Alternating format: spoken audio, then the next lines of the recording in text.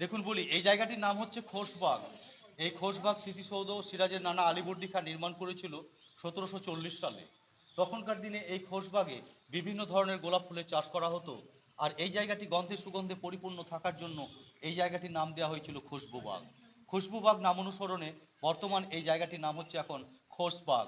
এই খোশবাগই আছে সিরাজ পরিবারের মোট 34 জন ব্যক্তির সমাধি। তো প্রথমের যে আপনারা কবরটি দেখছেন, এটা সিরাজউদ্দৌলার নানির সমাধি। ইনার নাম হচ্ছে বেগম সারিফুন্নেসা, নবাব আলীবর্দী খাঁ ওনার মিসেস, ফার্স্ট কবর সারিফুন্নেসা বেগম। এ তো হয়ে যাবে। দেখুন দ্বিতীয় নম্বর যে সমাধিটি দেখছেন, নবাব সিরাজউদ্দৌলার মাসি ঘসিটি বেগম। এই হচ্ছে সেই ঘসিটি বেগম যে নবাবের বিরুদ্ধে ষড়যন্ত্র করে তখনকার দিনে যুদ্ধে পরাজিত হয়েছিল সিরাজ, সেটা হচ্ছে পলাশির যুদ্ধে। আর ইনি হচ্ছেন সিরাজের মা, ইনার নাম হচ্ছে আমিনা বেগম। দুই বোন এরা। আসুন সবাই এদিকে।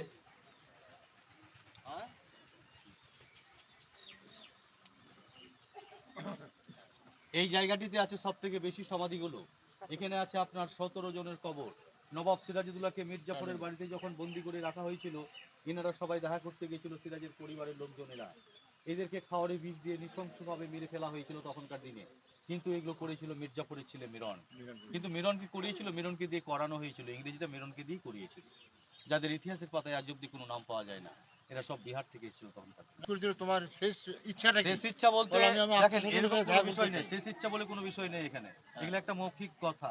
এরা দেখা করতে এসেছিল, মুর্শিদাবাদ হচ্ছে রাজধানী। কোনো কারণে এরা রাজধানীতে অন্য কোনো কাজের জন্য আসুক কিংবা যে কোনো ব্যতিক্রমের জন্য এখানে আটকে যায়। ওই টাইমে নবাব বন্দী হয়, এনারা দেখা করতে গেছিল। ওরকম শেষ ইচ্ছা ফেস ইচ্ছা বলে কিছু নেই। হয়তো কোনো গাইডে আপনাকে বলেছে, ওটা আপনার মাথায় আছে, ওরকম কোনো ব্যাপার না।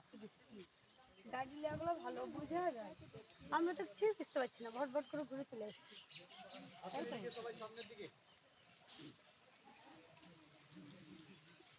এদিকে ফলো করবেন, এদিকে আরো 3টে কবর রয়েছে। সামনে গাছের নিচে যে ঘেরা কবরটি দেখছেন, ইনি হচ্ছেন দানিশ ফকির। ইনি হচ্ছেন সেই নৌকর মাঝি যার নৌকোতে নবাব পালিয়ে যাচ্ছিল তখনকার দিনে। উনি নবাব সিরাজদৌল্লাকে সামান্য কিছু টাকার বিনিময়ে কোনটা দানিশ ফকির কোনটা? ওই যে ওইটা। মানে নবাব সিরাজদৌল্লা সবই পাল্টে নিয়েছিল, তো পায়ের জুতোটা পাল্টাতে পারেননি, যার জন্য ধরা পড়েছিল। কিন্তু ইংরেজরা এদেরকে মেরে দেয় যে আজকে তুমি দেশের নবাবের সঙ্গে বেইমানি করেছো, কালকে আমার সঙ্গে করতে পারো। এটা পরিষ্কার জিনিস। এই হচ্ছে মাঝি, তার বউ আর ছেলে। এদেরকেও চক্রান্ত করে ডেকে মির্জাফরের বাড়িতে মেরে ফেলা হয়েছিল, নাহলে তার কি ইতিহাসই পাল্টে যেত নবাব মেজে। দানিশ ফকির কোনটা? ওইটা ওইটা ওইটা দানিশ ফকির, তার বউ আর ছেলে। আর এটা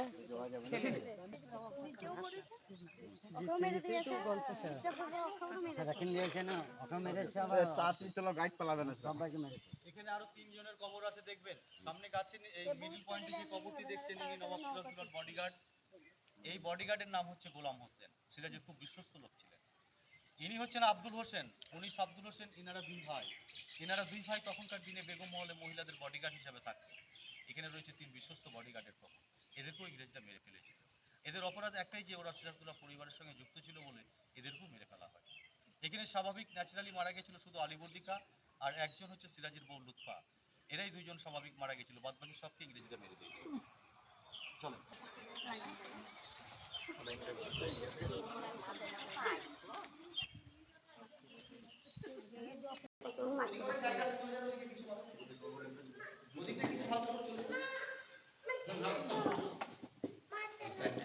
হ্যাঁ, ওদিকে চলে যাও, দেয়ালের দিকে অনেক জায়গা আছে। হ্যাঁ, চলে যাও। দেখুন, অ্যাকচুয়ালি মূলত খোশবাগ যে কারণে আসা হয়েছে সেটা হচ্ছে নবাবের কবর। তো এই যে কবরটি দেখছেন, এটাই হচ্ছে নবাব সিরাজউদ্দৌলার কবর। এই নবাব সিরাজউদ্দৌলার প্রিয় বাল্যকালের বন্ধু, সেই মেরেছিল এনাকে, মোহাম্মদী বেগ।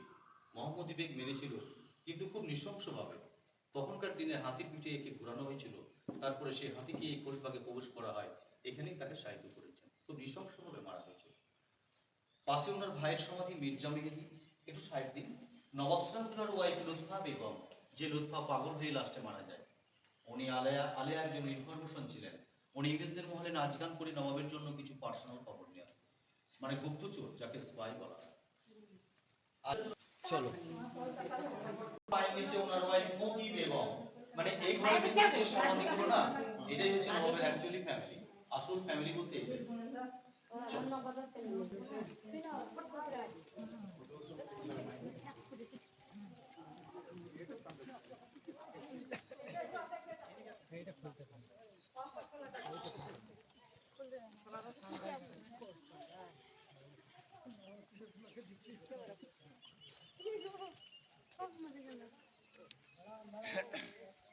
আসো।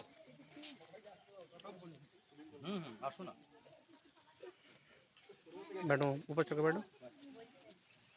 সবাই আসো। এটা হচ্ছে মসজিদ। দিল্লিতে যে জামা মসজিদ ছিল, সেই দিল্লির জামা মসজিদের আদলে এই মসজিদটি তৈরি করা হয় তখনকার দিনে।